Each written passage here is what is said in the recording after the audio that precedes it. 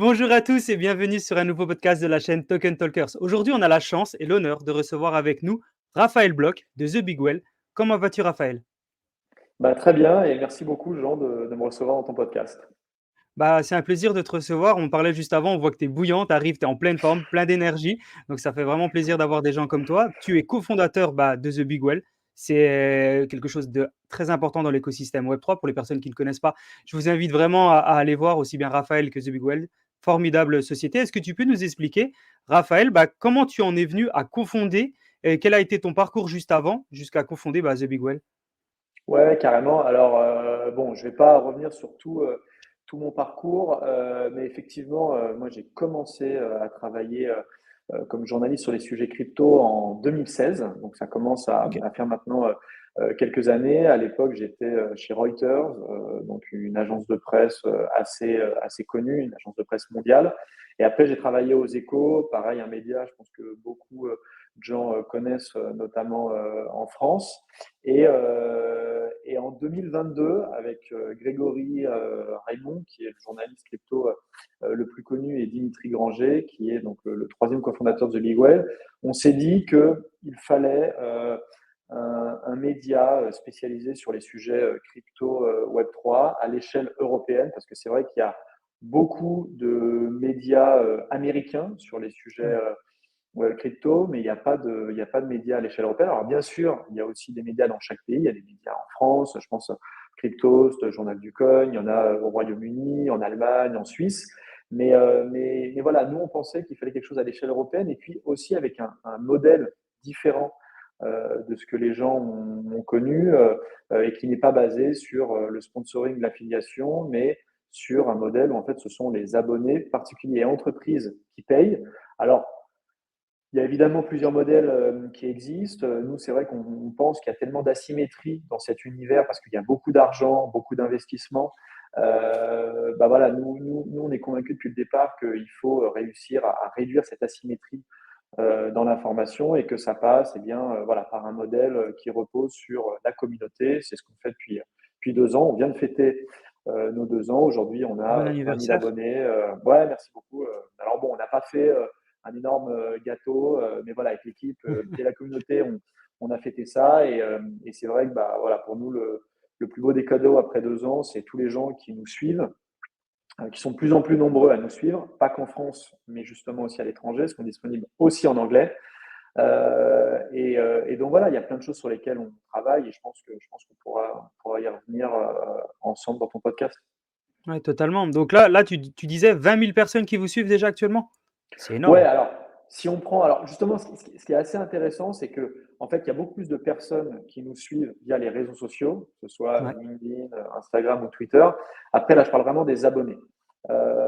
Les abonnés, on a un peu plus de 20 000 personnes, sachant que on a changé récemment quelque chose, c'est-à-dire qu'on a eu pendant un an et demi, enfin un peu plus d'un an et demi, une newsletter aussi gratuite qui permettait en fait à pas mal de gens de nous suivre, d'avoir accès à des contenus. Et on a décidé, et en fait c'est vraiment un choix super gagnant, d'arrêter en fait cette newsletter gratuite et de passer uniquement sur des contenus Payant. payants. Pourquoi on a fait ce choix-là? Tout simplement parce que en fait, pas mal de gens nous suivaient, donc soit via les réseaux sociaux, soit via la newsletter gratuite, et en fait, on sait qu'ils accédaient à tous nos contenus. Alors qu'en fait, on a plein d'autres choses qui sont voilà, payantes, et en fait, on a une offre super intéressante avec de l'analyse de projet, tout ce qui est actualité sur l'écosystème, des événements. Enfin, voilà, on fait plein de choses, mais en fait, on avait tellement stratifié entre les réseaux sociaux, la newsletter gratuite et le reste des contenus, qu'en fait, les gens ne profitaient pas de la profondeur de notre offre. Donc, on a vachement simplifié en se disant on a beaucoup de valeur aux abonnés, particuliers entreprises. Et en fait, c'est super payant parce qu'on a connu nos meilleurs mois en février, mars et avril, historiquement. Et donc voilà, ça se révèle payant. Incroyable, bah, félicitations. Ouais. C'est toujours Merci. important de savoir switcher et de se dire: «Bah, voilà, on part sur une stratégie, puis en cours de route, on change». Vous êtes un média dans le web 3, mais vous fonctionnez un peu comme une start-up quand même. Donc Ouais, effectivement, c'est important dans le carrément. secteur des startups de se dire: «Allez, on change d'avis, on voit qu'il y a une stratégie qui fonctionnerait mieux». Et vous avez décidé avec les autres cofondateurs, bah, de switcher de stratégie et bravo à toi. Vous êtes combien actuellement, à la tête, entre guillemets, co-founders de The Big Well? Ouais, ouais, ouais. Bah, donc on est 3 cofondateurs, mais j'allais Bravo. dire qu'au-delà des 3 cofondateurs, on a surtout la chance d'avoir une super équipe. Aujourd'hui, on est 9 au total. Waouh. Et surtout, ce qui est assez génial, c'est que, bon, il y a évidemment la partie éditoriale, qui est, j'allais dire, la partie la plus connue, mais pour des raisons évidentes. On est un média, donc forcément, on connaît Grégory, on connaît aussi Louis Tellier qui nous a rejoint l'année dernière et qui était à la GFI.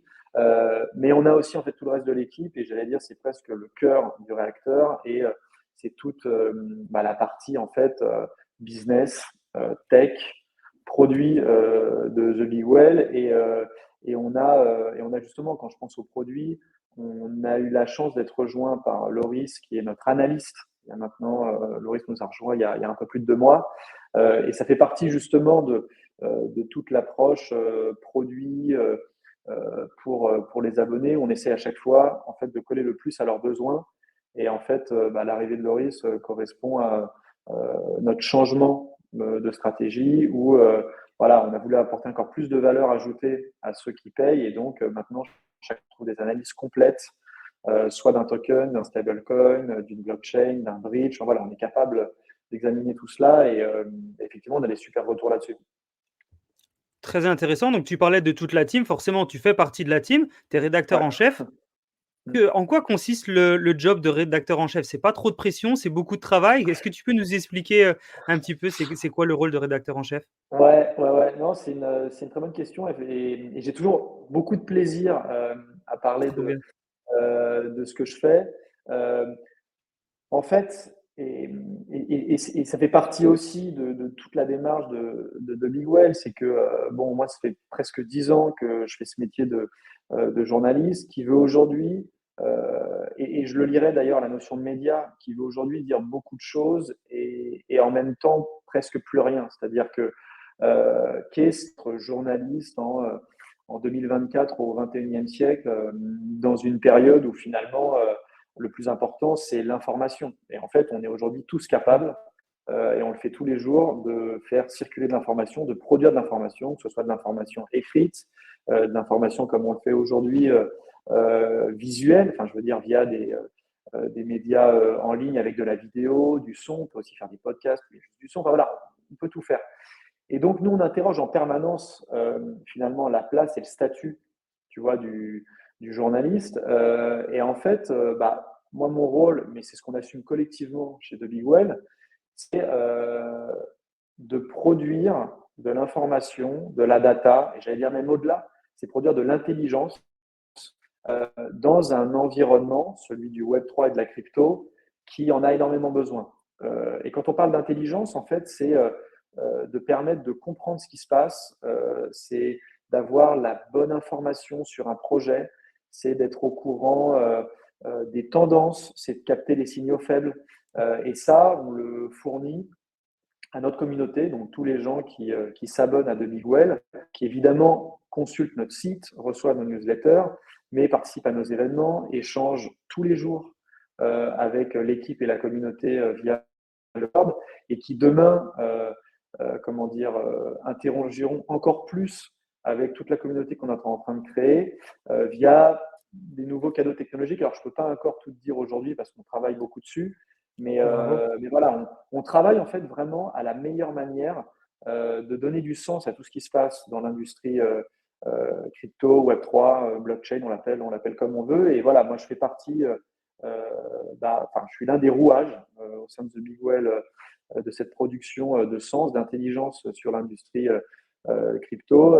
Donc oui, j'ai ce statut de directeur de l'information, rédacteur en chef, mais après ça reste un travail collectif. Alors, parfois, on se retrouve, comment dire, à gérer, que ce soit Louis, Grégory, Loris, à gérer seul une information, une analyse, une enquête, une interview, ce qu'on veut.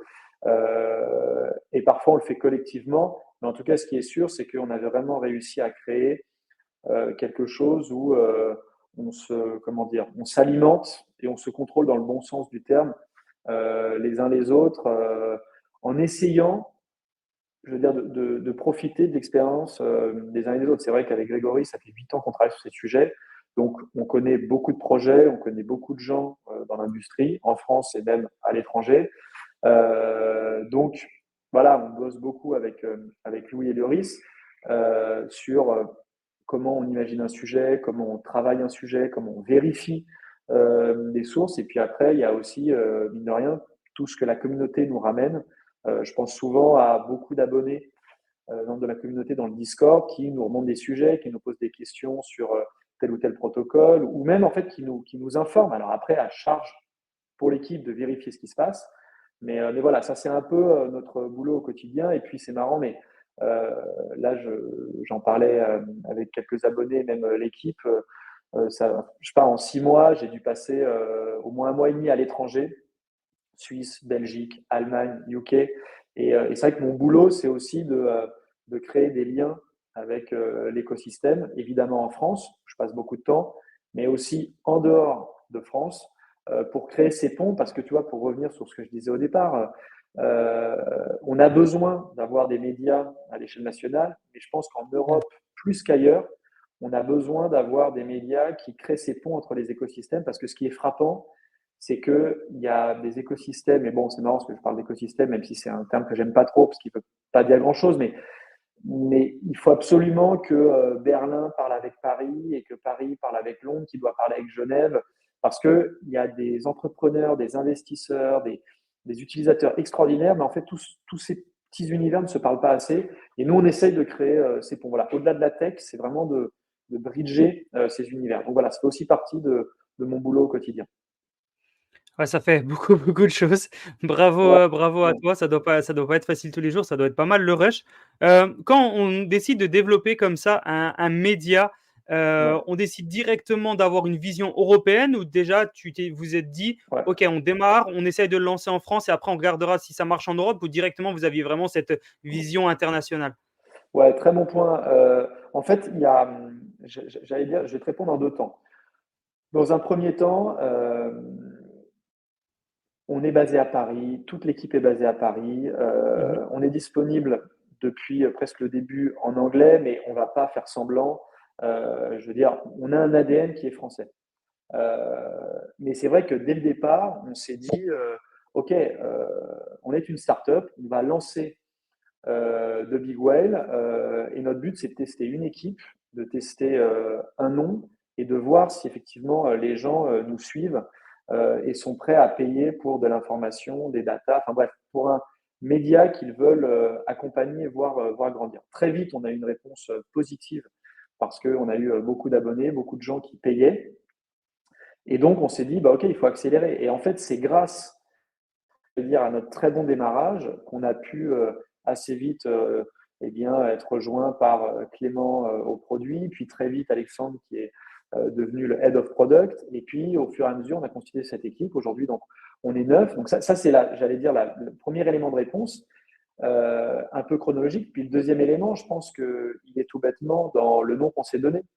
On a Ouais, un nom en anglais et je pense que ça traduit tout de suite l'ambition. l'ambition qu'on avait et qui était OK, on ne veut pas un nom, mais comme beaucoup d'ailleurs dans cet univers, on ne veut pas un nom français, pas parce qu'on a honte d'être français, mais parce que très vite, on sait très bien qu'on veut très largement dépasser les frontières françaises. Et donc, c'est pour ça qu'on a lancé très tôt la version en anglais qui marche très bien. Aujourd'hui, 40% de notre audience n'est pas francophone. Ah ouais, Euh, c'est énorme. voilà, c'est énorme. On a des gens qui nous lisent au UK, donc au Royaume-Uni, en Allemagne, bon, en Suisse francophone, mais aussi en Suisse alémanique, où donc les gens lisent plus l'anglais. On est suivi en Belgique, au Portugal. On a de plus en plus de gens qui nous suivent en Asie et évidemment aux États-Unis. Donc voilà, c'est-à-dire qu'il fallait qu'on démarre quelque part. On était basé en France, on avait notre communauté en France, donc je veux dire, c'était évident qu'on avait cet ADN français, mais très vite, on savait qu'on devait aller beaucoup plus loin parce qu'on avait effectivement cette ambition, comme je te l'ai dit, d'être ce média européen qui fédère tout l'écosystème à l'échelle européenne. Bah, bravo, bravo, on voit que directement la Merci. vision elle était la bonne. C'était, au niveau de la vision, c'est assez clair et au niveau de la mission actuellement, tu Ouais. nous as expliqué un petit peu de la mission, rapidement de The Big Well par rapport à ce que toi tu fais. Est-ce que tu peux nous expliquer, peut-être un peu plus en profondeur, bah, la mission globale? Est-ce que votre objectif c'est d'aller chercher des produits, de pouvoir les mettre en avant? Heu Ouais. alors, je sais que tu aimes pas le mot écosystème, mais est-ce que c'était de mettre en Non, avant, non. plus ou moins le secteur d'activité qui est lié à la blockchain et au Web3? Est-ce que tu Ouais. peux, voilà, nous en dire un petit peu plus sur la mission d'entrée et Ouais. la mission actuelle? Ouais, ouais, carrément, carrément. En fait, bon, et franchement, c'est pas langue de bois, hein, mais je pense que la mission n'a en réalité pas changé depuis le premier jour. Après, évidemment, ce qui se passe, c'est qu'on est une start-up. Moi, je ne cesse de le dire, je viens de passer mes 2 plus belles années professionnellement. Alors bon, Trop cool. j'ai encore des décennies devant moi de boulot, mais ça fait quand même 10 ans que je travaille. J'ai appris énormément de choses en travaillant dans des grands médias, notamment voilà, tous les codes de mon métier, j'allais dire les codes professionnels déontologiques, mais c'est vrai que d'un point de vue entrepreneurial, je prends des claques chaque jour parce que je suis bluffé par l'équipe et par ce qu'on arrive à réaliser. Et en même temps, c'est vrai que dès le départ, on avait une conviction simple qui est que on est une équipe de believers, c'est-à-dire que on croit profondément à ces sujets. On est convaincu que tous les sujets dont on parle, blockchain, crypto, la décentralisation, digital ownership, enfin, toutes ces choses-là, la self-custody, toutes ces notions, on y croit tous profondément. Mais en même temps, on n'est pas non plus des ravis de la crèche de la crypto, c'est-à-dire que on n'est pas comment dire, sans distance par rapport à ces sujets. Et donc, c'est pour ça qu'on est arrivé avec à la fois une ambition, comment dire, hyper importante dans le sens où on se dit, il faut vraiment qu'on accompagne le développement de cette industrie, mais en même temps, on ne veut pas non plus dire que tout est extraordinaire. Et c'est Mmh. là où je pense qu'on comprend la mission de The Big Well, qui est de supporter l'écosystème, de faire en sorte qu'il ait de la visibilité, qu'il se développe, que les entrepreneurs et les projets soient connus, mais par contre, on ne veut pas non plus le faire de manière totalement, j'allais dire, comment dire, ouais, sans jugement critique, sans garder en fait le regard critique qu'on a toujours eu sur ces sujets et en préservant ce qui fait, bah, j'allais dire, l'intérêt de notre travail au quotidien, qui est de mettre en avant, mais avec voilà, ce regard critique. Donc, c'est sortir des informations, c'est faire des interviews, des enquêtes avec le modèle qui nous caractérise et qui, en fait qu'on est, je pense, assez indépendant dans notre démarche parce qu'on est payé par la communauté, parce que on a une règle simple qui est de ne pas investir dans les projets. Donc évidemment, on teste les protocoles. De Bigwell a des cryptos, les journalistes ont des cryptos, nous, on a disclosé tout ça, j'ai du Bitcoin, de l'Ether. Mais par contre, voilà, on veut écrire de manière assez sereine sur tous les projets. Donc on a un modèle où on est payé par notre communauté et pas par les projets pour qu'ils soient heureux. Donc voilà, la mission, c'est vraiment démocratiser ces sujets, faire parler de la crypto du Web3, faire connaître les entreprises, les projets, mais avec un modèle qui fait qu'on crée de la confiance dans cette industrie. D'ailleurs, notre baseline, hein, c'est Build Trust in a Trustless World. Je pense que tout est dit là-dessus. C'est un petit pied de nez à l'industrie crypto, mais voilà, ça a toujours été notre mission. Et aujourd'hui, 2 ans après, on y est toujours. C'est vraiment ce qu'on essaie de faire, c'est mettre en avant tous les projets. C'est pour ça que on a lancé The Ocean, qui est une plateforme qui réunit aujourd'hui plus de 500 projets crypto. C'est pour ça qu'on fait autant d'interviews, qu'on met en avant les entrepreneurs, mais simplement, on ne veut pas le faire avec comment dire, un regard qui serait totalement neutre, parce que de fait, on est convaincu qu'il y a des projets qui apportent beaucoup et puis d'autres qui Ouais. apportent moins. Et en fait, on est capable de le dire parce que justement, personne ne nous paye pour le faire. Ah, c'est justement sur, là-dessus où je voulais en venir. Vous avez une vision qui est indépendante. Et ça, c'est Ouais. vraiment important parce que c'est pas le cas de tous les médias, parce qu'il y a beaucoup de gens qui parlent de certains médias tout simplement parce qu'ils sont payés, ce qui est pas votre cas. Et Mmh. comment on fait pour garder cette, vision, qui est importante, d'être indépendant et de d'arriver toujours en permanence à aller faire des enquêtes, comme tu le disais, à aller récupérer des nouveaux produits? Enfin, tu dois passer ta Ouais. journée à lire tout ce qui se passe, tu dois être sur toutes Ouais. les newspapers, tous les médias. Enfin, est-ce que tu peux nous expliquer tout ce contenu, Ouais. enfin, ou tout ce processus de la création de contenu et de la gestion de la data que tu dois avoir en permanence? Comment tu arrives Yes. à analyser qu'un produit est mieux que l'autre? Enfin, ça doit être vraiment un parcours du Ouais, ouais. combattant. Ouais, alors c'est bon. Alors, première chose, je suis totalement d'accord avec ce que tu viens de dire. Ce qu'il faut bien avoir en tête, c'est que comme beaucoup de personnes dans cette industrie, on est passionné. On est OK. passionné, on passe des heures, des jours, des semaines à étudier les projets. Enfin, encore une fois, moi, je suis vraiment bluffé par le boulot fourni par l'équipe. Donc ça, c'est le premier point. Le deuxième point quand même qui est très important à avoir en tête, parce que il y en a souvent certains qui me le reprochaient, c'est moi, à titre perso, je n'ai rien contre le modèle du paid content, de l'affiliation. Chacun fait ce qu'il veut, je l'ai toujours dit. Ouais, Simplement, quand moi, on me parle de cette industrie, et après, c'est une conviction personnelle, et c'est ce qui nous anime chez Well, c'est que tout le monde est biaisé. Moi, j'ai des convictions, il y a des projets qui me plaisent, d'autres qui m'inspirent moins, on les tous. Simplement, nous, ce qu'on explique, c'est que à partir du moment où on a ces biais euh, et que on commence à avoir une certaine audience et qu'on est suivi par des milliers, des dizaines, voire des centaines de milliers de personnes, nous, notre objectif, en fait, c'est de créer un modèle où on réduit le plus possible ces biais. Et l'une des manières de réduire le plus possible ces biais, c'est finalement de reposer sur une communauté qui, un, ouais. nous aide à travailler, et deux, en fait, participe au financement. C'est-à-dire qu'on a des abonnés particuliers et on a de plus en plus d'entreprises.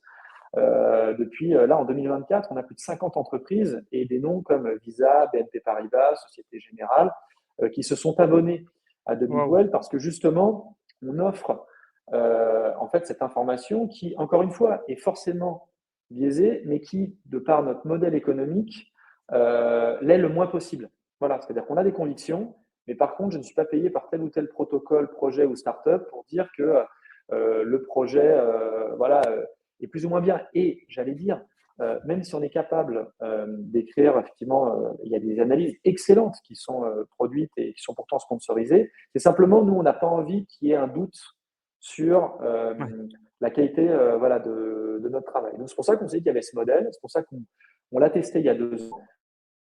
On n'est pas encore rentable, mais on le sera d'ici la fin de l'année, en étant basé sur justement des abonnements particuliers entreprises. Donc voilà, ça c'est le point que je voulais préciser. Et après, sur comment on travaille, donc il y a la passion de l'équipe et il y a tout le temps que nous, on passe sur les projets, à les étudier, à les tester. Là, l'une des grandes thématiques du début d'année, c'est le risk-taking. Bon, bah voilà, on a évidemment testé les protocoles avec l'équipe. Et derrière, ce qui est top, c'est qu'on peut fournir des analyses fondamentales, détaillées des projets, interroger des investisseurs, interroger la core team, c'est ce qu'on a fait. On a même fait une interview avec l'un des co-founders de Gunmeyer.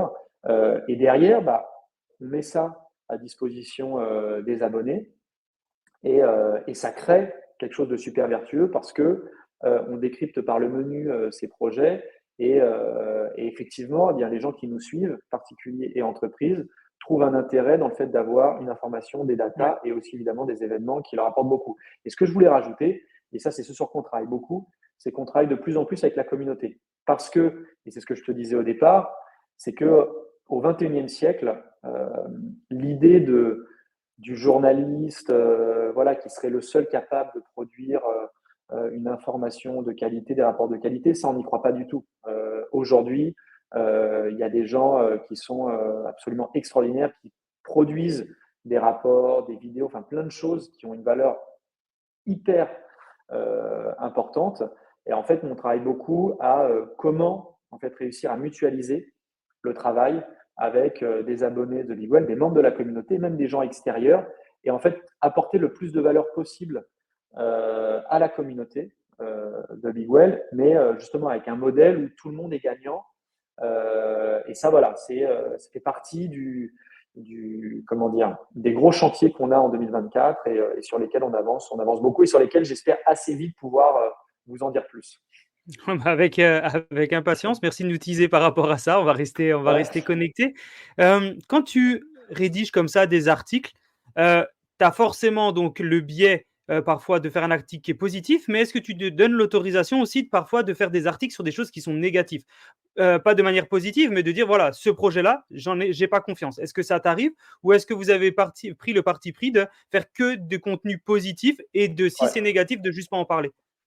Ouais, c'est une super question qu'on se pose tous les jours. Bah, tu vois, d'ailleurs, toutes les excellentes questions que tu me poses montrent bien qu'une très bonne interview, enfin, tu vois, je suis pas sûr que tu te définisses comme, tu vois, un journaliste ou prouve très bien qu'on n'a pas besoin d'être journaliste pour faire d'excellentes interviews. Parenthèse que je referme, mais donc non, Merci. non, c'est une super question et j'allais dire qu'on se pose tous les jours. Et c'est d'ailleurs toute la complexité de notre position, c'est-à-dire que euh, on se définit vraiment comme bon, un bridge entre les écosystèmes à l'échelle européenne, mais aussi un bridge entre l'univers crypto et l'univers plus traditionnel. Et en fait, ce qui est très intéressant, et tu vas voir où je veux en venir, c'est que parfois, on nous reproche dans l'industrie crypto d'être trop critique, et on nous reproche aussi dans l'univers traditionnel de ne pas l'être assez. Fallait tracer. C'est-à-dire, vous êtes trop complaisant, vous défendez trop l'industrie, vous manquez de recul. Enfin, tu vois, moi, je passe aussi beaucoup de temps avec des gens qui ne travaillent pas tous les jours, même toutes les semaines dans la crypto, et qui disent, mais quand même, je veux dire, il y a beaucoup d'argent, il y a énormément de spéculation, il y a plein de sujets que vous n'abordez pas. Donc, si tu veux, pourquoi je te prends cet exemple, c'est que ça n'est pas simple de trouver le juste milieu. Ah, c'est clair. Je dis pas du tout qu'on l'a trouvé, c'est un travail et c'est marrant, mais Dimitri, notre CEO, dit souvent ça, c'est que de Big Well, c'est un putain de combat, quoi. Ce que l'on mène au quotidien, un putain de combat dans le sens, et désolé pour le gros mot, mais dans le sens où on essaye vraiment comment dire, de décrire au mieux ce qui se passe dans cette industrie. Et encore une fois, ça n'est pas simple parce qu'on est tous d'énormes believers.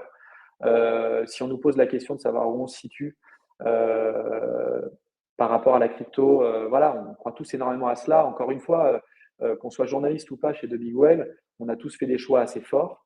On a soit quitté des jobs confortables dans des grandes rédactions, soit on aurait pu, comme Alexandre, notre head of product, l'idée des grosses équipes dans des entreprises traditionnelles. Louis a quitté la GFI. On a Hugo, notre chief of staff, qui pourrait travailler dans 15 grands fonds crypto. Donc voilà, on a tous fait des choix forts parce qu'on croit à ce que l'on fait. Et après, bah, effectivement, on essaye de parler de tout ce qui se passe de positif dans cette industrie.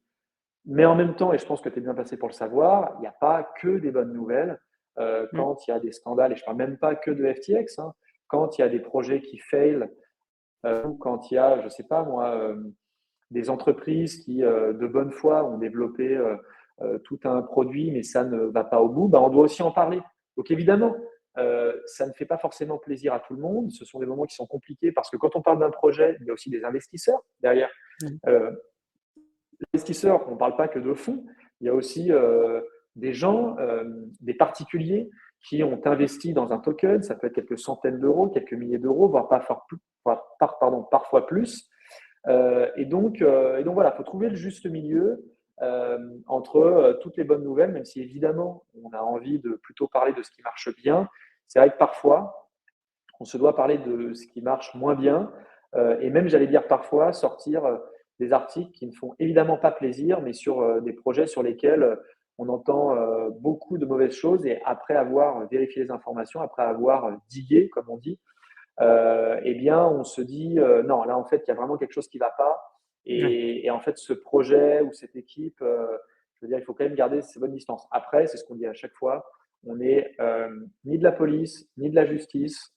On n'est pas là pour mener des enquêtes donc judiciaires ou des enquêtes policières, mais par contre, on peut effectivement sortir des enquêtes ou poser des questions à des acteurs de l'écosystème qui parfois gênent. Et effectivement, on ne se fait pas que des amis, mais là-dessus, on l'assume totalement. Et en même temps, on est toujours disponible et on explique toujours notre démarche. Donc en réalité, la transparence de notre démarche fait que ça peut créer des tensions, mais en fait, les choses se dissipent assez vite. Ouais, je pense que c'est important et ça permet de montrer votre transparence pour la communauté qui vous suit et qui s'abonne à vous. Justement, pour venir sur cette communauté, est-ce que vous avez mis en place des stratégies, pour engager et pour développer cette communauté au quotidien? Parce que là, tu parles de 20 000 personnes, c'est juste immense. Ouais. Comment tu as fait pour, développer ou comment vous avez fait? Quelle stratégie vous avez utilisée pour développer autant de personnes? Ouais, alors, comment dire? Il y a évidemment plein de choses. C'est-à-dire qu'on s'est lancé il y a 2 ans. Bon, le fait d'annoncer le lancement de The Big Well, le fait qu'avec Grégory, tu vois, on s'associe, sur la partie, enfin, tu vois, éditoriale. Bon, évidemment, ça a créé quelque chose parce que beaucoup de gens nous suivaient dans nos médias respectifs, que ce soit Capital, ou Les Échos et souvent nous disaient: «Mais bon, on adore ce que vous faites, mais on n'a pas envie de s'abonner, à ces médias, enfin, genre lancez-vous quoi, ne Ah travaillez, oui. que sur les cryptos et là, on vous suivra. Donc, en fait, quand on a annoncé le lancement de The Big Well, donc avec Grégory et Dimitri, ça a créé un effet d'entraînement. On a été suivi par des figures de l'industrie, par plein de particuliers qui nous ont envoyé des messages et des entreprises aussi qui nous ont dit voilà, on veut s'abonner. Donc, ça a créé un effet. Et puis après, ce qui se passe, c'est que je pense qu'il y a la qualité de ce qu'on produit qui, au fur et à mesure, j'allais dire, fait son effet. C'est-à-dire que les Totalement. gens recommandent de s'abonner à The Big Well. Donc voilà, par petites touches, les gens nous suivent. Alors, il y en a encore aujourd'hui beaucoup qui nous suivent que via les réseaux sociaux. C'est ce que je te disais au début. C'est vu qu'on a plusieurs strates, on a voulu réduire en fait les couches. Voilà, ne pas simplement avoir des gens qui nous suivent sur les réseaux, mais qui vraiment rentrent dans la communauté, accèdent à nos contenus, nos rapports, nos événements. Et justement, j'en viens à peut-être aujourd'hui ce qui est le noyau de The Big Well, qui est notre Discord. Aujourd'hui, on a plus de personnes, ce qui en fait n'est pas beaucoup, mais c'est 1500 personnes assez actives et pour certaines hyper actives. Et ça, c'est vraiment voilà, le noyau dur. Nous, on utilise comme outil pour l'équipe Discord et en fait, on échange tous les jours. J'invite tous ceux qui veulent venir échanger avec nous à rejoindre notre Discord. Alors après, évidemment, il y a, quand on est abonné premium, hein, donc payant et j'allais dire même abonné fondateur, il y a 300 abonnés fondateurs qui ont un NFT spécial. Ça unlock des accès à des salons, mais globalement, voilà, notre Discord nous permet vraiment de rassembler les gens les plus actifs. Trop bien. Et donc c'est comme ça en fait qu'on a réussi à fédérer les gens. Après, et j'allais dire, c'est La quelque chose qualité qui est du pas important travail pour aussi. nous. Ouais, non, mais il y a la qualité du travail, bon, il y a la notoriété évidemment, et puis il y a aussi le fait que, encore une fois, les gens sont libres de nous suivre, de nous rejoindre, et il y a des gens qui sont simplement lecteurs, donc plutôt dans une démarche passive, mais quand je dis passif, c'est pas du tout péjoratif, c'est simplement, voilà, on reçoit nos contenus, on les lit, ça permet de prendre les bonnes décisions, de suivre les projets qui montent, de savoir un peu quelles sont les tendances. Et puis après, il y a des gens qui sont beaucoup plus actifs. Et encore une fois, nous, on travaille, et c'est vraiment le futur de The Big Well, c'est comment on implique davantage toute cette communauté très active j'allais dire, production, vérification, distribution des contenus. Et là-dessus, on fera très rapidement des annonces. OK, pareil, merci pour le teasing. Je pense qu'il y a aussi quelque chose que vous faites beaucoup, heu, qui est encore différent des autres médias, c'est la partie event. Tu en as parlé légèrement, mais vous Ouais, participez à beaucoup d'events.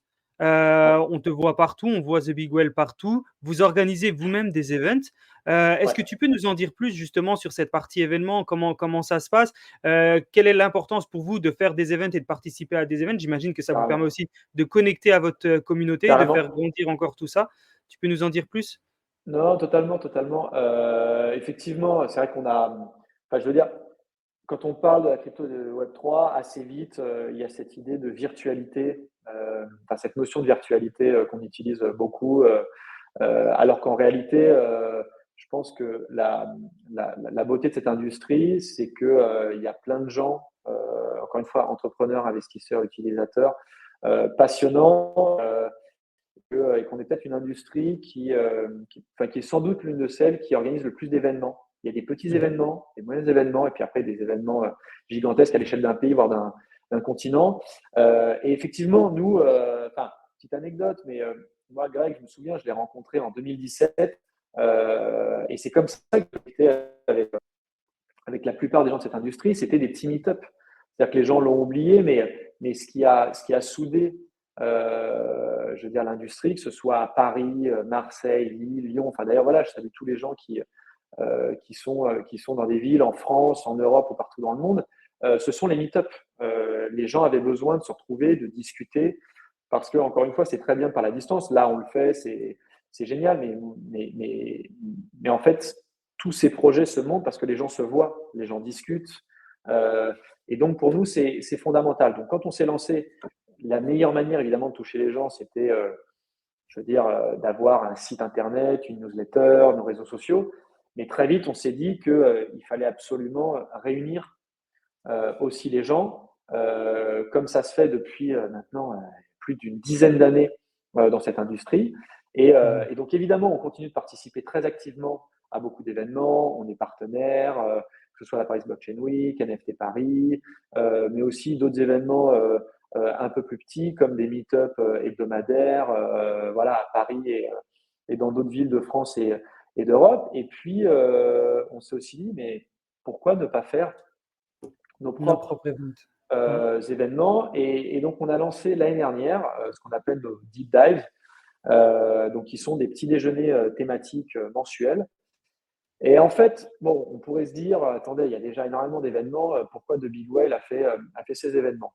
Bah, pour une raison assez simple, c'est que on voulait faire des événements qui nous ressemblent. Et quand je dis qui nous ressemblent, c'est-à-dire où on réunit des acteurs de l'industrie crypto et aussi justement des gens qui ne travaillent pas tous les jours dans la crypto, mais qui s'intéressent. Donc, je pense à des entreprises de l'univers plus traditionnel. Et en fait, de les réunir avec donc une soixantaine de personnes chaque mois, avec un objectif simple qui est parler de cas concrets. C'est-à-dire qu'on ne veut plus parler du potentiel de la blockchain, de ce que technologiquement ça représente, mais vraiment de se dire, OK, sur une thématique précise, on en est où? Voilà, c'est quoi un peu l'état de l'art? Donc sur, par exemple, l'énergie, on en est où? On vient d'en faire un sur l'IA et le Web3. Concrètement, on en est où? Quels sont un peu les projets intéressants à suivre?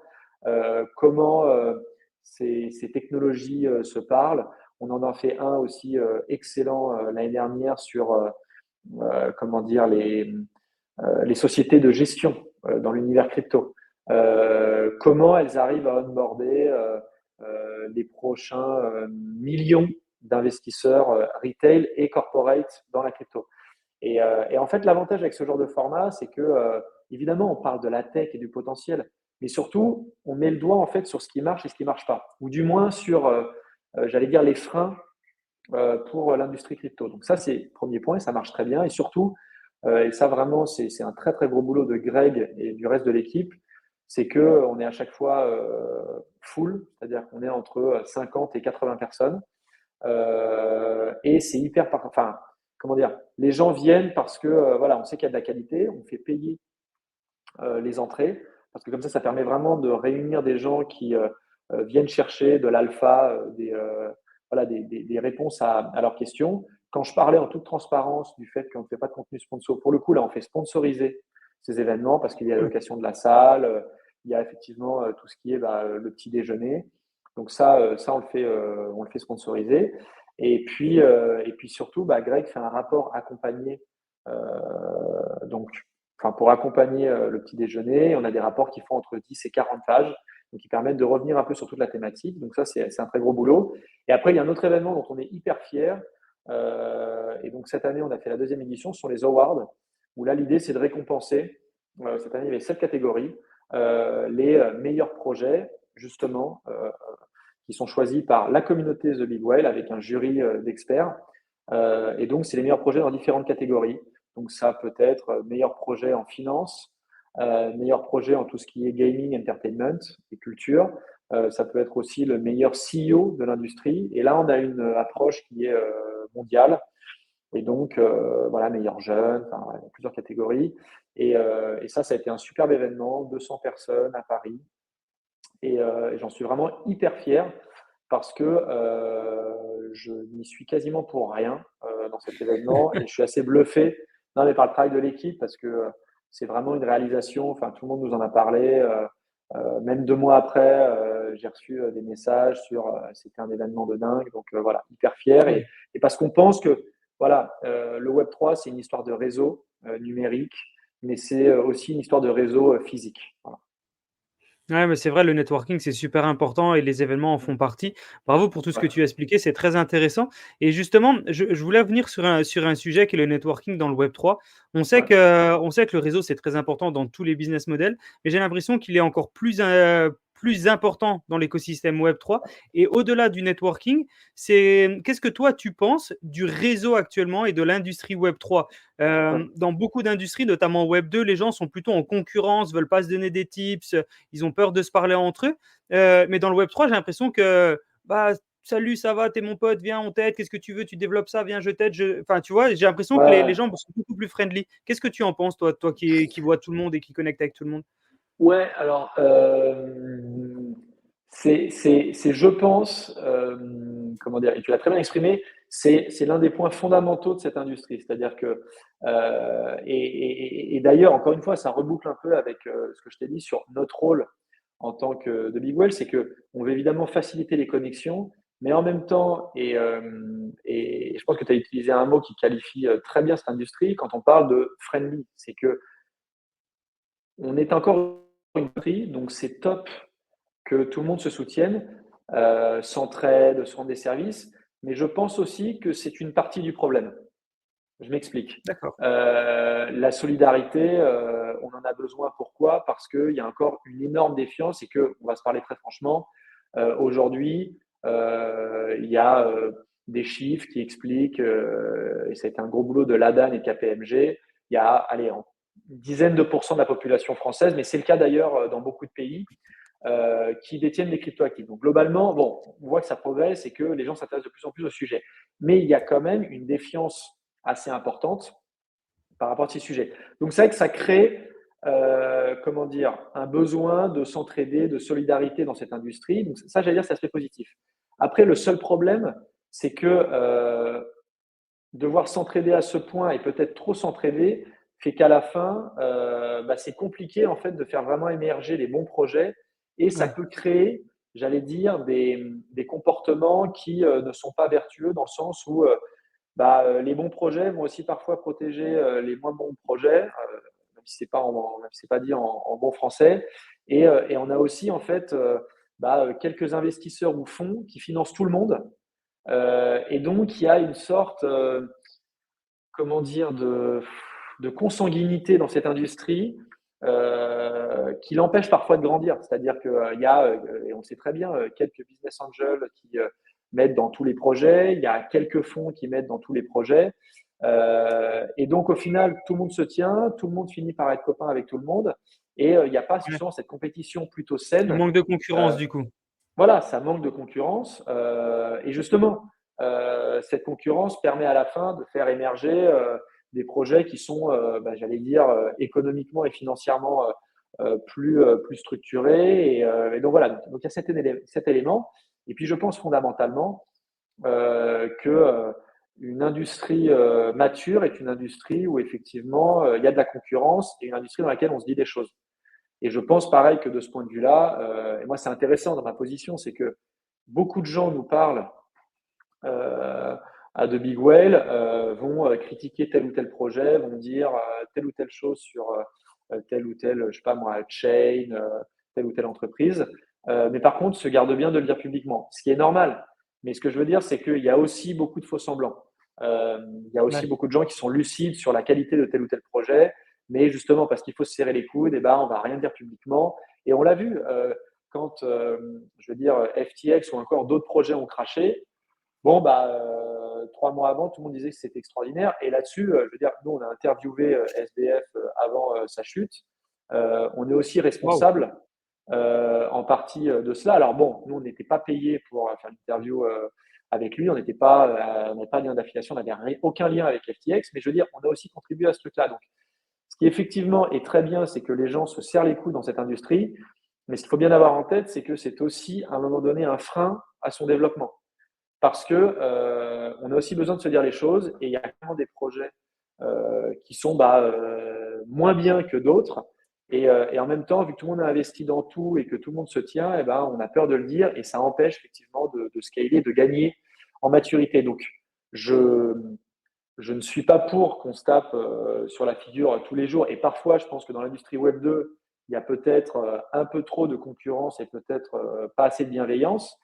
Mais je pense qu'on peut trouver un juste milieu et qu'en réalité, à un moment donné, il va falloir que effectivement, on arrête de se dire qu'on se tient tous les uns les autres et que non, il y a vraiment des gens qui vont percer, qui vont émerger et d'autres qui n'ont pas forcément vocation à le faire. Et je pense que ça fait partie effectivement des cycles naturels dans le développement économique. Ouais, très très intéressant ta vision. Tu es un des premiers qui partage cet avis et je le comprends à 100 et tu as raison dans tout ce que tu as dit. Mais c'est souvent les gens trouvent ça Après, super bien, attends, que ça soit après friendly, Jean, mais tu es le premier à dire: ouais, ouais. «C'est bien, mais c'est consanguin», quoi et c'est vrai. Ouais, mais après, Jean, là-dessus, enfin, encore une fois, hein, on pourrait très bien ne pas être d'accord. Enfin, tu vois, là, tu me dis, bon, tu as raison. Et encore une fois, moi, je suis convaincu d'une chose, c'est que, et c'est pareil, je pense que ça fait partie, pardon, hein, je t'ai coupé, mais je pense que ça fait partie, si tu veux, des steps que cette Ouais, industrie, l'industrie crypto doit passer. C'est qu'on doit être capable de se dire les choses et on doit être capable d'être en désaccord sans forcément se taper sur la tronche. Je veux dire, la différence entre des enfants, des adolescents et justement des adultes, c'est que on se dit les choses, on n'est pas d'accord, mais en même temps, on se respecte. Et je pense que c'est encore ce qui manque dans cette industrie, c'est que très vite, tout est pris sous l'angle du clash, ah ouais, ils se sont tapés dessus. Et non, c'est simplement, on n'est pas d'accord, et tant mieux. Enfin, je veux dire, il y a des projets qui ne partagent pas la même vision des choses, et rien. Enfin, je veux dire, on n'est pas censé être d'accord sur tout. Et je pense que le jour où on sera capable d'assumer nos divergences, eh bien, on aura franchi une étape décisive. Je te prends juste un exemple hein, pour l'illustrer. Ça fait quelques mois qu'il y a des débats que moi je trouve très sains au sein justement de la DeFi, donc de la finance décentralisée, entre par exemple un AAV et un Morpholabs sur eh bien justement quel est l'avenir de la DeFi. Et la dernière fois, il y a eu un échange que je trouvais hyper intéressant entre deux figures de cette industrie, donc Marc Zeller côté AAV et Paul Frambeau côté Morpholabs. mmh. Et en fait, quel était leur débat? Alors bon, c'était, et je reviens pas sur ce qui a entre guillemets provoqué la discussion, mais par contre sur le fond. En fait, sur le fond, c'est est-ce que la DeFi est une question de produit ou est-ce que c'est une question en fait d'infrastructure? Les deux ne sont pas d'accord là-dessus. Et c'est vrai que certains expliquaient, ah, il y a du clash, on va suivre ça sur Twitter. Mais en réalité, enfin, je veux dire, il faut s'intéresser au débat de fond. C'est juste passionnant. Enfin, je veux dire, on Ouais, parle c'est de clair. l'avenir de cette industrie. Et là-dessus, moi, je trouve ça très bien que deux figures comme Paul et Marc ne soient pas d'accord. Et ça fait avancer justement la discussion, la compréhension qu'on a de ces sujets. Et au contraire, il faut prendre ça comme, comment dire, l'illustration qu'on est dans une industrie qui grandit, qui mûrit, et qu'effectivement, à un moment donné, il faut qu'on assume des choix et des choix stratégiques. Et je trouve que voilà, les deux l'illustrent très bien. Donc voilà, tout ça pour dire que c'est très bien qu'on ne soit pas d'accord, c'est très bien qu'on débatte sur la qualité d'un projet. Après, voilà, il faut se respecter. Et d'ailleurs, c'est la même chose sur le business model, je veux dire, des médias. Moi, pas mal de fois, j'ai une discussion hyper intéressante en direct avec des gens. Et après, c'est vrai qu'on voit quelques échanges sur Twitter où on a l'impression que ça se résume à vous avez raison, on a tort, et vice-versa. Non, en réalité, c'est juste des modèles différents. Moi, j'assume effectivement un modèle comment dire, basé sur la communauté qui paye, ce qui me permet de travailler très sereinement sur les projets, de dire ce que je pense des projets. Après, que certains fassent de l'affiliation des contenus sponsors, franchement, il n'y a aucun souci. Moi, je suis simplement convaincu qu'on ne peut pas avoir uniquement des médias qui sont basés sur l'affiliation et les sponsors. Voilà. C'est clair, c'est clair. L'industrie Web3 actuellement, grandit gentiment, Ouais. et mais encore un petit peu du mal à toucher le retail. Tu disais juste avant, il y a 10 actuellement des gens qui sont dans l'écosystème ou qui sont dans l'industrie et qui commencent à s'y intéresser. Ça prend du temps à développer. comment toi tu vois, toi qui fais partie justement des acteurs qui aident à la promotion justement de Ouais, cette industrie, comment tu vois justement le retail arriver? Est-ce que tu penses que ça met un petit peu du temps? Comment justement The Big Well travaille pour ouais, augmenter cette adoption du Web3? ouais, ouais. En fait, je suis super partagé sur quand on dit Sur ça? 10%. C'est-à-dire que je trouve que c'est à la fois, enfin, tu vois, en tant que believer, je suis dans cette industrie depuis presque 10 ans. Euh, j'ai des cryptos, enfin, je veux dire, j'utilise tu vois, des protocoles, des projets. Enfin, je trouve ça très peu. Tu vois, 10%, je me dis, punaise, il y a encore tellement de gens qui ne sont pas, tu vois, dans le space. Et en même temps, quand je vois parfois justement la maturité des produits et j'allais dire malheureusement le peu de cas d'usage, tu vois, vraiment concret, je trouve ça énorme. Tu vois ce que je veux dire?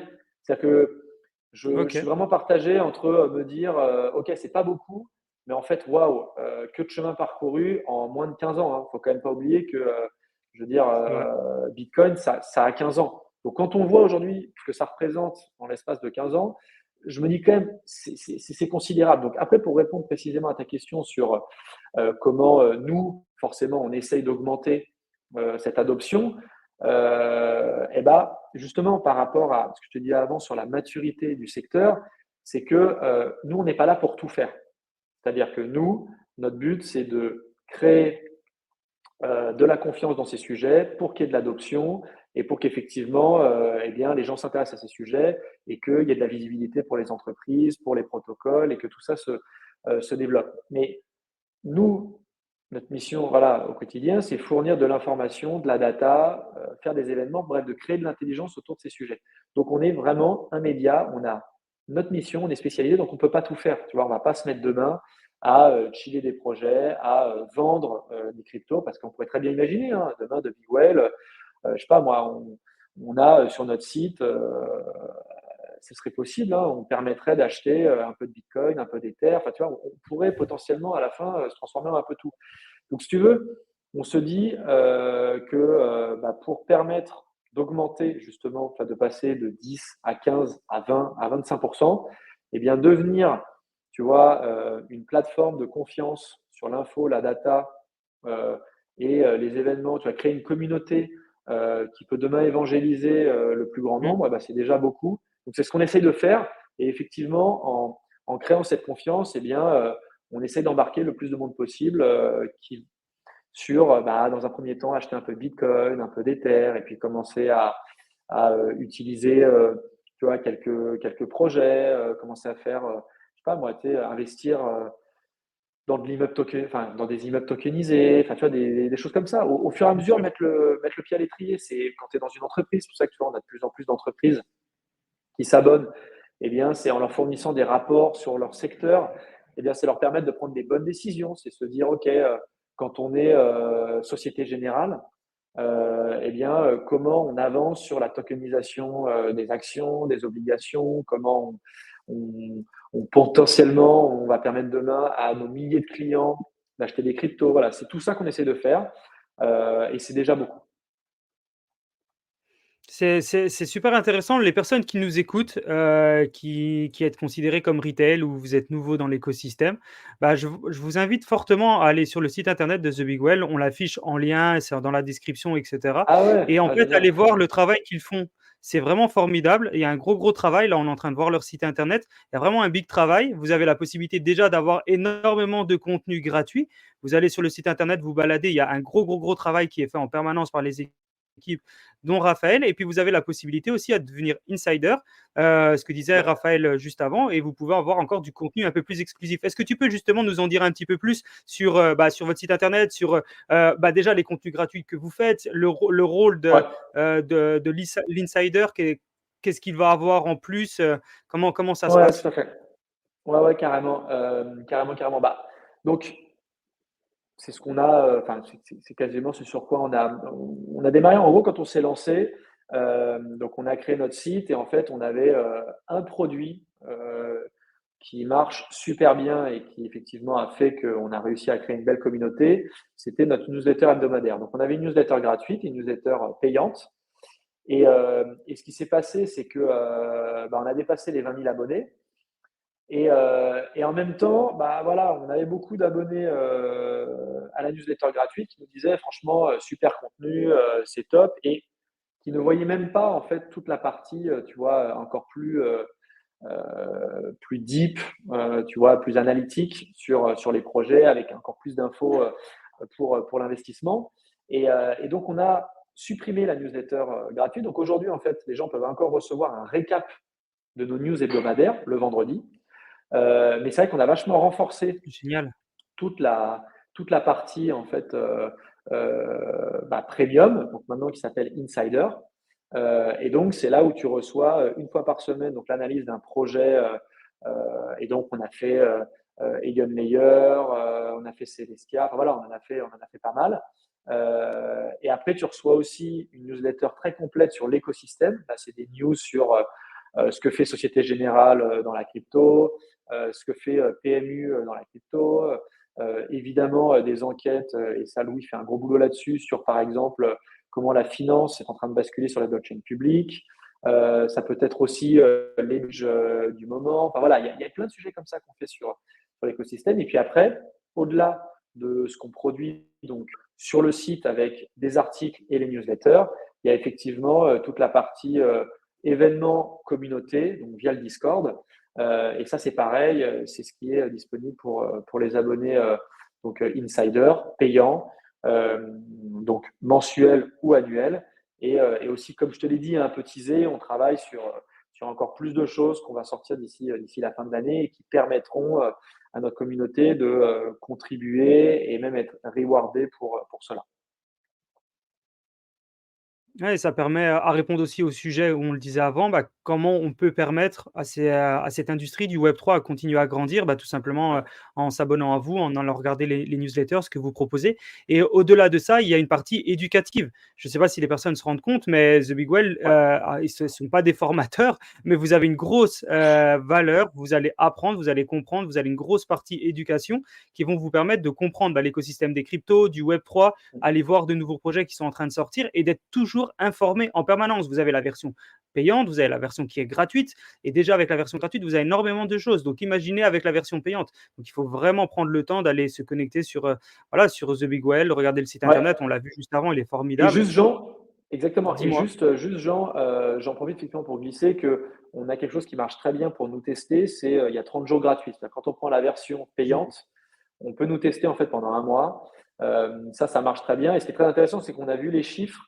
En fait, quasiment, je ne veux pas dire 100%, mais quasiment 100% des gens qui ont pris en fait la période de test gardent l'abonnement. Parce Waouh. qu'ils ont découvert tous les contenus et qu'en fait, ils se rendent compte qu'il y a vraiment énormément de qualité sur ce que l'on fournit. Actuellement, est-ce que vous êtes en phase de recrutement, de levée de fonds? Est-ce que vous cherchez de nouvelles Ouais, personnes? Est-ce qu'il y a des personnes qui peuvent vous contacter pour vous proposer tout simplement, ils ont entendu, ça peut être des insiders, ça peut être même tout simplement des personnes qui sont ouais. connectées à vous, mais sans la partie abonnement. Est-ce qu'on peut vous contacter en vous disant, voilà, il y a un nouveau projet qui est super intéressant, ce serait bien d'en parler? Et comment ça se passe, toute cette partie-là? Carrément. Alors, sur la partie comment dire, recrutement, donc on est neuf. Oui, on est toujours à l'affût de nouveaux profils. Là, on n'a pas en particulier de poste ouvert parce que donc on est neuf, on travaille avec deux, trois personnes en externe, donc ça fait déjà une belle équipe. Ouais, c'est clair. Après, ce qui est génial, c'est que la plupart de ceux aujourd'hui qui sont dans l'équipe sont tous venus via des candidatures spontanées. C'est-à-dire que bon, on avait des postes ouverts, mais en fait, on a reçu beaucoup de candidatures spontanées, même sur des profils qu'on ne demandait pas. Et ce qu'il faut avoir en tête, c'est que, un, on discute toujours, on prend toujours le temps de discuter avec les gens qui viennent nous voir. Deux, on est très ouvert et en fait, on n'a pas de certitude sur la structuration de l'entreprise. Donc évidemment, on a un cap, mais là-dessus, s'il y a un super profil, on est évidemment ravi de pouvoir se dire, OK, comment potentiellement on pourrait l'intégrer Dans la dans, team. dans la société, dans la team. Et puis après, non, bien sûr, enfin, je veux dire, je pense que ça se ressent dans tout ce que j'ai dit, dans la manière qu'on a travaillé. On est hyper disponible, que ce soit sur les réseaux sociaux comme Twitter, LinkedIn. Envoyez-moi un message. Il y a toujours une réponse. Et puis évidemment, dans le Discord, rejoignez le Discord. Et là, bah, c'est du quotidien, j'allais dire, de 5 heures du matin à minuit le soir. N'hésitez pas si vous avez des sujets, des choses comme ça, que ce soit dans les channels publics ou justement via l'équipe en direct. On est toujours preneur d'insights, d'infos. Moi, je passe beaucoup de temps, que ce soit physiquement ou même voilà, sur des calls à distance, à discuter avec des porteurs de projets, des investisseurs, des gens voilà, qui me parlent. Enfin, on se nourrit de tout ça. Enfin, on est, euh, on est dans une industrie où, encore une fois, et ça pour le coup, ça rejoint le point positif que tu soulignais, c'est les gens échangent beaucoup, donnent beaucoup, et voilà, et nous, on nous donne beaucoup, donc on est ravis de rendre en échange de notre temps.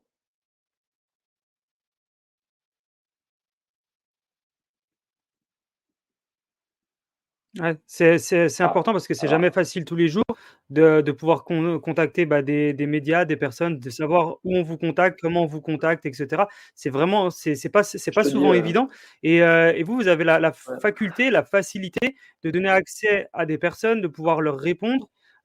Tu donnes aussi accès, bah, voilà, à un Discord. Bah, c'est incroyable, c'est un super outil pour pouvoir communiquer avec les gens, pour pouvoir faire du réseau, pour pouvoir voir ce Ouais. qui se passe, être toujours, au courant des news. C'est assez formidable. Et actuellement, vous avez des collaborations, des partenariats stratégiques actuellement? Alors, tout dépend de ce qu'on appelle partenariat stratégique. Pour être honnête avec toi, c'est vrai que sur les 2 premières années, on a eu beaucoup de propositions. OK. Et justement, parce qu'on ne voulait pas trop mélanger les genres et aussi un peu affirmer notre positionnement, notre ADN, on n'a pas, on n'a pas fait, enfin, je veux dire, des partenariats dans le sens où, où comment dire, on voulait absolument maîtriser en fait beaucoup de choses de ce qu'on faisait. Parce que sur Ouais. notamment l'éditorial, sur ce qu'on produit, c'était hyper important d'avoir le final cut, de tout maîtriser. Après, évidemment, on est dans un univers ouvert, donc oui, on discute avec beaucoup d'acteurs pour faire des partenariats. Donc, si juste on prend les choses les unes après les autres, sur les événements, oui, on fait des partenariats. Paris Blockchain Week, on était partenaire. NFT Paris, on était partenaire. Proof of Talk, on était partenaire. Il y a des événements à l'étranger où nous sommes partenaires. Évidemment, j'avais oublié un événement incontournable, Surfing Bitcoin à Biarritz, nous sommes Ouais. partenaires. Donc, sur la partie événementielle, oui, évidemment, on a des partenariats. Après, sur la partie, j'allais dire, protocole, non, là, on n'a pas encore de partenariat. On commence à travailler sur des choses, et c'est pareil, on communiquera dans les semaines, les mois qui viennent, enfin, j'espère le plus vite possible. Là-dessus, on commence effectivement à avancer, mais là, il est beaucoup trop tôt pour en parler. Mais donc, sur la partie protocole, évidemment, on regarde des choses. Après, sur la partie entreprise, bah, sur les partenariats, donc, non, on ne fait pas d'affiliation, on ne fait pas de contenu sponsorisé. Ce qu'on fait sponsoriser, encore une fois, ce sont nos Les événements, les events. petits Mmh. déjeuners. Donc après, non, travailler avec les entreprises, oui, sur la partie formation, on a commencé à faire des choses, mais effectivement, c'est pas nous qui formons, mais on a commencé avec nos partenariats. On a notamment un très beau partenariat avec la Business Blockchain School, donc lancé par Bilal El Alani de Pirates Lab, où là-dessus, vu qu'on avait beaucoup de demandes côté formation, eh bien, on a signé un partenariat avec eux. Et tous ceux qui sont abonnés à The Big Whale, particulier, notamment entreprises où il y a beaucoup de demandes, eh bien, ont des réductions chez eux. Donc ça, ce sont des choses évidemment qu'on fait. Mais voilà, sur les partenariats, on en est là. Mais après, encore une fois, on est ouvert à Bravo. tout. Non, mais les choses vont très vite. Et voilà, on structure au fur et à mesure. Mais en tout cas, ce qui est sûr, c'est qu'on ne voulait pas dès le départ partir dans tous les sens. Voilà, on voulait vraiment structurer la marque, l'équipe, le produit, la tech. Et maintenant qu'on commence à vraiment builder au-dessus de l'équipe et de la marque, eh bien, oui, évidemment, on est ouvert à plein de choses. On va faire plein de choses avec des acteurs du secteur. Ouais, ouais, on voit que c'est vraiment bien pensé et effectivement, ça sert à rien d'avoir 1000 partenaires du moment que tu as les bons. Tu parles de différents partenaires, notamment sur les events. Effectivement, les events, ça coûte très cher, donc c'est obligé d'avoir des partenaires. Et après, bah, Paris Blockchain Week, tout ça, enfin tous les events que tu as fait, la partie formation avec BBS, ouais, qui est formidable. J'en profite pour dire que Token Talkers a une formation et est formateur chez BBS également. Donc, si vous voulez des Voilà. formations sur la tokenisation, on forme en permanence avec BBS. Super école. Donc, merci pour, pour le placement, Raphaël. Voilà. Qu'est-ce qu'on peut souhaiter à The Big Well là, pour les 2-3 prochains. Allez, partons des 6 prochains mois et les deux prochaines années. Est-ce que tu peux nous teaser un petit peu Ouais, sans aller sur la partie confidentielle parce qu'on sait qu'il y a plein de sujets qui sont en cours, tu ne peux pas tout dire. Qu'est-ce qu'on peut souhaiter ouais. à The Big Well de faire encore x2 au niveau des abonnés? Quels sont les objectifs? Euh, il y en a tellement. Pas facile, hein. Non, mais c'est qu'en fait, je veux dire, si on m'avait posé la question, tu vois, on s'est lancé il y a 2 ans, si on m'avait posé la question il y a 2 ans, je t'avoue que j'aurais eu du mal à me souhaiter tout ce qu'on a réussi à faire en 2 ans. Et tu vois, Ouais, c'est pour ça que bravo. je trouve que c'est un exercice qui n'est pas simple. C'est-à-dire que depuis le départ, je suis hyper ambitieux. Tu vois, quelque chose, et je ne veux pas répondre à côté, hein, mais juste pour démarrer, quand je me suis lancé, on m'a dit, tu sais, tu auras l'impression d'avoir réussi quand tu te sentiras un peu bête dans ton équipe. Et c'est vrai que je t'avoue que là, je suis arrivé à un stade où je me sens parfois très bête parce que j'ai la chance d'être entouré de gens qui sont assez incroyables. Et donc, tu vois, c'est des choses que tu ne peux pas anticiper. Donc, tu vois, moi, il y a 2 ans, quand on s'est lancé, si on m'avait dit qu'on ferait ne serait-ce que 10% de ce qu'on a fait, je t'aurais pas forcément cru. Je l'aurais souhaité, mais je t'aurais pas forcément cru. Wow. Donc, voilà, sans faire de la langue de bois, j'espère qu'on va continuer cette trajectoire, qu'on va continuer d'avoir une communauté aussi incroyable. Et là-dessus, je veux dire, chaque matin, quand je me lève, et ça pour le coup, c'est pas une blague, mais je pense à la chance qu'on a d'avoir autant d'abonnés, particuliers entreprises, qui nous suivent, qui nous font confiance, qui sont toujours plus nombreux. Donc, évidemment, souhaiter ça, continuer à attirer des profils, comme on a la chance d'en avoir au sein de l'équipe. Donc voilà, continuer sur cette trajectoire.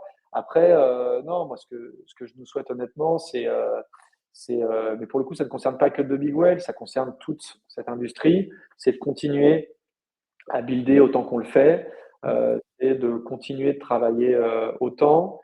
C'est, j'espère, comment dire, moins d'accidents, tu vois, industriels comme on en a connu malheureusement ces dernières années, même si je pense que ça fait partie en fait d'une industrie qui innove. À partir du moment où on innove autant, on tente autant, c'est normal qu'il y ait des accidents. Et voilà, continuer d'avoir cet esprit-là, continuer de se mettre aussi, pardon l'expression, mais sur la gueule, parce que c'est important, parce qu'encore une fois, on a besoin de divergence, parce que de la divergence naît aussi, tu vois, de nouvelles voies.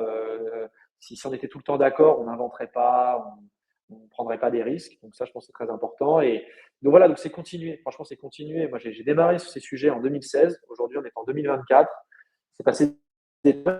Et donc voilà, j'espère que The Big Well va continuer sur sa trajectoire. Et en fait, j'espère que plus globalement, l'industrie va continuer de se développer, continuer d'innover. Et j'espère que, non, voilà, pour conclure, on va sortir des choses assez extraordinaires bientôt avec The Big Well. Et j'espère que ça rencontrera le succès, le même succès que tout ce qu'on a lancé précédemment. Ah bah, il y a pas de il y a ça risque de pas fonctionner. On voit qu'à chaque fois que tu lances un truc avec The Bullwell, ça explose donc c'est le minimum qu'on te souhaite et On on croise les croise les doigts. doigts fort. On tient les Ouais. pouces comme on dit en Suisse, mais c'est sûr que ça va Ouais. fonctionner. On y croit très fort et force à vous. Tu parlais d'une industrie qui est encore naissante, qui se développe et voilà, avec potentiellement des fois des gros problèmes. Quelle industrie actuellement dans l'écosystème Web3 tu vois se développer? Quels sont les nouveaux sujets, toi qui es vraiment à la pointe des news? Tu es au Ouais. top des news, tu es au centre de tout. Quelle industrie ou quelle chose naissante tu vois qui se développe dans le Web3? Est-ce que je ne sais pas, c'est l'IA? Est-ce que c'est la tokenisation? Est-ce que c'est Ouais, tout simplement la partie métaverse? Est-ce que ouais, quel sujet tu vois actuellement qui est ultra chaud sur la table? ouais, Ça peut carrément. être sujet au pluriel, hein. Non, non, mais carrément. Bon, je ne vais pas te surprendre, et honnêtement, je dis pas ça parce que je parle à Jean Leclerc de Token Talker. Mais tu as quand même évidemment ce narratif assez incroyable, et d'ailleurs qui correspond à ce qu'on a toujours vu dans l'industrie crypto, qui est d'avoir, je crois, le narratif actuellement.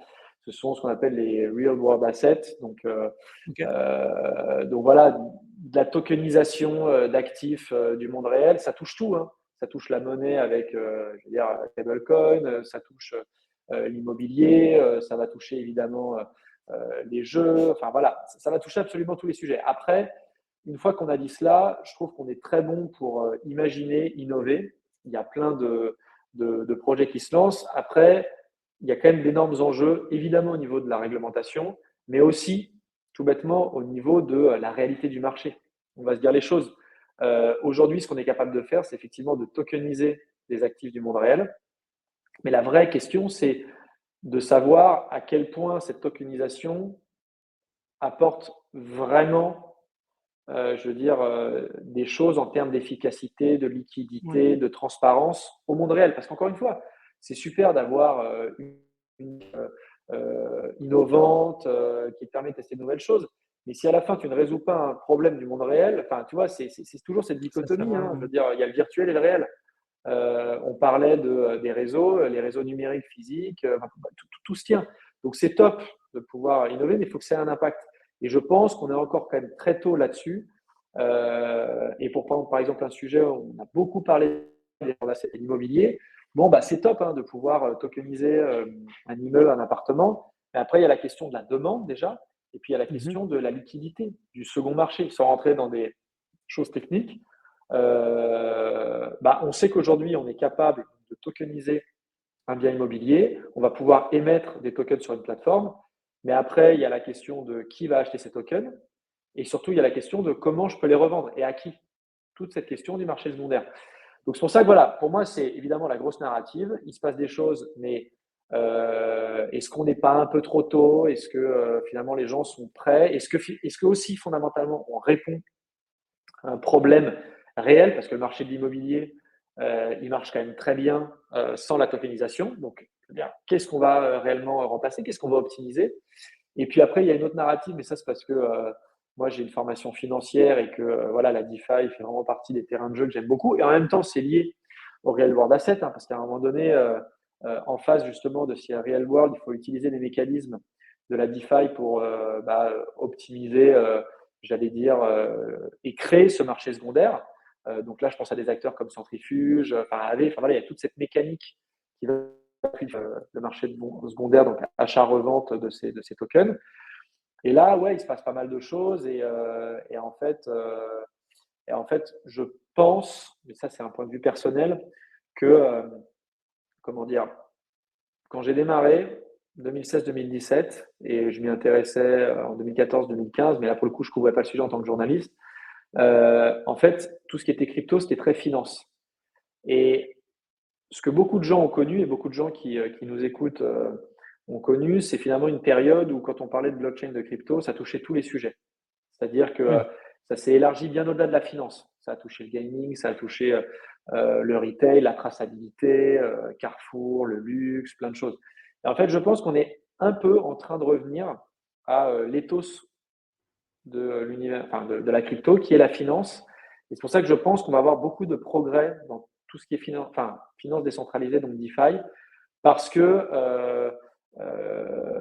on va mettre beaucoup d'énergie, beaucoup d'argent dans le développement d'une infrastructure qui va effectivement permettre de réaliser ce qui était l'une des promesses de cette industrie, qui est de décentraliser la finance, qui est de permettre de se passer voilà, du middleman, donc les banques, les intermédiaires, et qu'effectivement, il faut mettre beaucoup d'argent, il faut développer. Donc, on parle beaucoup de Morpholabs, on va avoir de plus en plus de stablecoins qui vont permettre de power tout ça. Et je pense que ouais, là-dessus, il y a de très belles choses qu'on va pouvoir suivre dans la finance décentralisée. Très, très intéressant. Merci pour ton explication super, super, profonde et vraiment, vraiment très détaillée. Il y a une question souvent qu'on pose aux personnes qui arrivent sur le podcast et que je t'ai pas assez pour poser, avant Ouais, d'arriver, c'est par quel secteur d'activité tu as tu as eu un intérêt direct pour le Web3? Est-ce que c'est par les ouais, cryptos? Est-ce que c'est par autre chose? Bon, en 2015-2016, ouais. par les cryptos, il y avait pas grand-chose d'autre, Non, mais mais c'est vrai que tu es arrivé, tu étais à la base dans le monde du journalisme, tu l'es toujours à fond ouais, d'ailleurs, et ouais. après tu as commencé à t'intéresser et à sortir des articles dans ce secteur-là. Mais comment tu t'es dit, ouais, ça c'est un truc de fou, faut faut que j'explique aux gens ce que c'est et que j'en fasse des articles? Ouais, carrément. Non, très bonne question. En fait, moi, j'ai une formation, j'ai fait du droit de la finance, OK. et donc j'étais encore en école de commerce, donc en 2014, il y a 10 ans pile. Enfin, je finissais, mes études et en fait, ce qui s'est passé, c'est que, bah, je m'intéressais, beaucoup, à la finance. Je m'apprêtais à démarrer ma carrière de journaliste. J'ai commencé chez Reuters, donc une agence de presse très connue pour sa couverture des sujets financiers. Et en fait, bah, quand tu suis les banques, les marchés, bah, tu t'intéresses à la structuration, à l'organisation de ces marchés. Et je me souviens, j'ai un copain en école qui m'avait dit: «Attends, Bitcoin, il faut que tu regardes, c'est extraordinaire, c'est une nouvelle manière de voir la finance». Bon, comme beaucoup, j'ai regardé, j'ai pas tout compris. Et puis vu que je suis quand même quelqu'un d'assez curieux et que je n'aime pas, je veux dire rester sur, quelque chose que je n'ai pas compris, bah, je m'y suis un peu replongé, ça c'était en 2015 et puis je me suis dit: «Waouh, en fait ce truc c'est absolument génial quoi». C'est-à-dire qu'on arrive à faire Bitcoin, c'est on arrive à faire de la finance, mais sans les acteurs financiers. Parce que ce que quand même beaucoup de gens n'ont pas compris, c'est que la finance, ça n'est qu'une structuration d'intermédiaires qui, en fait, se transmettent des informations financières. Et tout le monde se fait confiance. Et là, en fait, on avait le même modèle, sauf qu'on est capable, toi et moi, d'utiliser cette finance, mais sans passer par tous ces intermédiaires. Et donc là, tu te dis, attends, mais c'est extraordinaire. Enfin, je veux dire, euh, et, euh, et, et en fait, ça ouvre des portes au niveau de la monnaie, tu vois, de l'échange de valeurs, je veux dire, aujourd'hui, la finance est un rouage essentiel. Enfin, je veux dire, la monnaie, la finance, c'est quelque chose qui est essentiel dans la société dans laquelle on vit. Et donc, ça m'a vachement stimulé, challengé. Et donc, bah ouais, j'ai écrit mes premiers articles en 2016 donc sur Bitcoin, parce qu'effectivement, à l'époque, il n'y avait pas grand-chose à couvrir. On avait tout juste l'arrivée d'Ethereum. Et en fait, bah voilà, j'ai continué à suivre tout ça et j'ai jamais lâché le sujet. Et en fait, ce qui est génial, c'est que bah maintenant, je suis vraiment full-time depuis plusieurs années sur la crypto, mais pendant quelques temps chez Reuters et aux Échos, en fait, je couvrais à la fois les banques, les marchés financiers, le paiement et les cryptos. Et donc, je voyais très bien comment ces deux mondes euh, se regardaient, mais sans se parler. Il y avait l'univers plus traditionnel qui méprisait la crypto, et puis la crypto qui méprisait l'univers plus traditionnel en se disant on va vous remplacer, quoi, on va tout remplacer. Alors qu'en réalité, je pense que les deux se nourrissent beaucoup et que la crypto va énormément apporter à l'univers traditionnel, mais il ne faut pas non plus se dire que ça va tout remplacer. Ou en tout cas, ça mettra un temps fou. Je pense que ça se compte en décennies, voire siècles.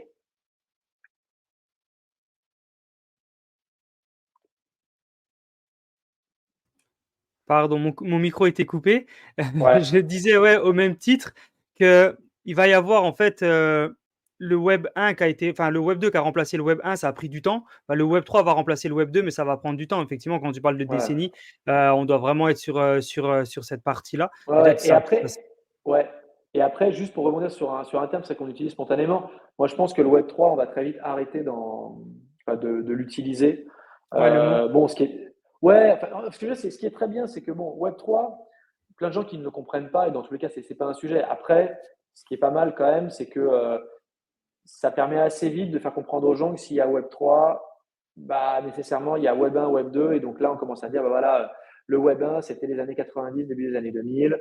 C'était le début d'Internet. Ce qu'on Ouais. pouvait faire, c'était consulter des informations. C'était vraiment un network assez simple. Et puis après, on avait plutôt le Web 2 qui est très social, l'interaction, on peut écrire, partager. Et effectivement, il y a le Web 3 qui est ce qu'on appelle c'est Internet de la valeur, où on possède les choses. Et voilà, mais je pense fondamentalement que Web3, dans quelques années, ce sera quelque chose de dépassé. Peut-être que je me trompe, hein, mais nous, c'est un peu notre intuition. D'accord. Et dans tes intuitions, il y a des gens qui mettent dans le web 3 l'IA, et il y en a d'autres qui disent bah non, l'IA ne fait pas Ouais. partie du web 3. Vous, comme vous êtes sur The Big Well, quand même sur tous les secteurs liés au web 3, est-ce que vous parlez quand Ouais. même aussi un petit peu d'IA, ou pour vous, c'est pas encore un sujet? Ouais, si, très bonne réflexion. En fait, nous, on est convaincus depuis le départ. D'ailleurs, c'est hyper intéressant parce que nous, on s'est lancé donc en 2022. 2022, quand même, ça correspond à la sortie, enfin, je veux dire, à l'explosion aux yeux du grand public de l'IA, de ChatGPT. Enfin, je veux dire, donc en fait, on s'est lancé en disant, OK, on va parler de crypto, de Web3, et puis là, il y a bam, ChatGPT qui déboule. En même temps, il y a FTX. Donc, il y a à la fois l'un des acteurs les plus connus de la crypto qui explose, et de l'autre côté, tu as l'IA qui devient le sujet incontournable. Et donc, beaucoup de gens nous disaient, mais attendez, en fait, vous vous êtes trompé, quoi. Ce qu'il faut, c'est parler de l'IA. La crypto, c'est terminé. Le nouveau sujet, c'est vraiment l'IA, ça va tout transformer. Mais en fait, on s'est dit, mais non, pas du tout. Et là-dessus, je trouve que Pascal Gauthier, le patron de Ledger, utilise régulièrement une image qui est excellente, qui est de dire, en fait, IA et Web3 sont les deux faces d'une même pièce. Ouais.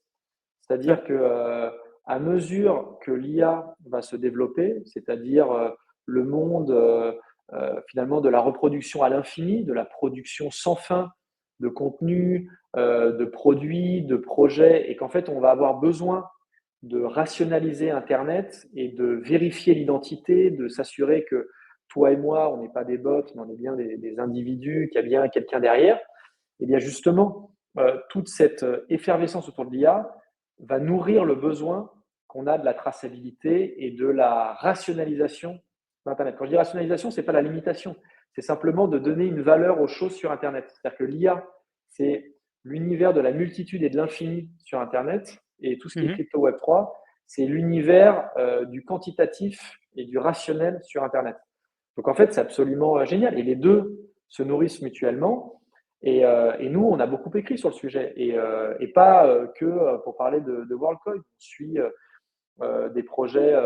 Récemment, on a parlé d'Aleph, qui est un projet très intéressant, justement à cheval entre Web3 et IA. Donc, non, non, il se passe beaucoup de choses. Et nous, on a vocation à écrire de plus en plus sur l'IA parce qu'encore une fois, ces deux sujets vont s'entre-nourrir dans les années qui viennent.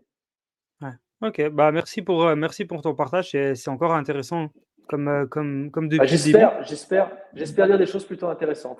Non, même plus que J'essaye, plutôt intéressante. j'essaye. Hem, on arrive gentiment à la fin du podcast, Raphaël, et une fois qu'on arrive à la fin du podcast, on laisse, un mot de la fin, à notre invité. Alors ça peut être un sujet que tu veux revenir sur lequel tu as pas été assez précis ou sur Ouais. lequel tu veux rapporter des choses. Un sujet qu'on n'a pas traité et sur lequel tu dis: «Ah au fait, j'aimerais bien qu'on parle de ça». Ça peut être tout simplement nous dire un mantra, ça peut être tout simplement, bah, expliquer comment rejoindre encore une fois, The Big Well, peu importe, on ta carte blanche, ça peut durer 30 secondes comme ça peut durer 10 minutes, c'est toi qui décides. Ouais.